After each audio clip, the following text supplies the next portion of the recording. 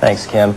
Well, as if we haven't heard enough, over 12,000 fans have selected Green Bay Packers coach Mike Holmgren as the Visa NFL Head Coach of the Year. Michigan Republican Spencer Abraham is part of a group called the Renewal Alliance, which asserts that solutions to many of the nation's most pressing... In auto racing news, a promising 24-year-old Chris Trickle was hospitalized in Las Vegas after being shot in the head. Trickle, the nephew... Starting off on the local collegiate hardwood, regular season champs.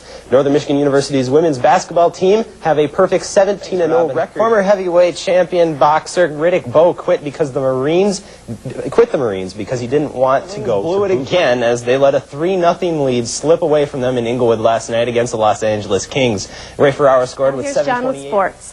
Thanks a lot, Tessa. NMU's Shannon DeKramer was one of the top women's basketball players from Division II who were selected to the 1997 Kodak All-American basketball team. 41 receptions. You may remember that Jackson didn't even want to play for the Packers back in March of 1995 when he was traded from the Dolphins, but I'm sure now that he has his ring, he's pretty happy. Michigan takes on... And now here's John with sports. Thanks a lot, Kelly. Whether you like it or not, it's the start of baseball. Opening day is today in many parks. Camden Yards, home of the Baltimore Orioles, is the first casualty of the year because of bad weather. They were to face the Kansas City Royals today. In the mid-30s and lows in the mid-teens both evenings.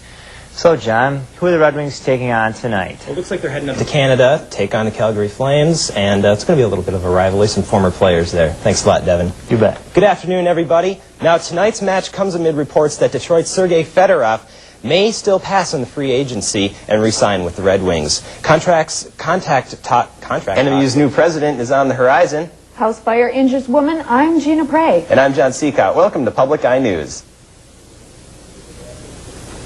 When groups and interested citizens will have an opportunity to meet NMU presidential hopefuls during the course of this month. The 5 candidates are vying to succeed. John?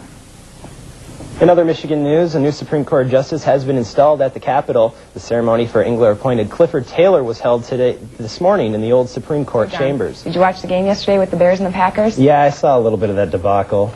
I want you to know I was a little disappointed. I think the Bears should have pulled that one off. Actually, I think the Bears are trying to pull a conspiracy. They're looking for that #1 draft pick next year. They need a quarterback, and Peyton Manning's looking pretty good. Thanks a lot, Lisa.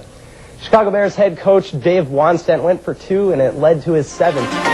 Late-breaking news today has ended with the stock market closing a half hour early. The market took a 550-point drop, which is the worst single-day point drop in history. Gave up 40 points and lost that big game like that.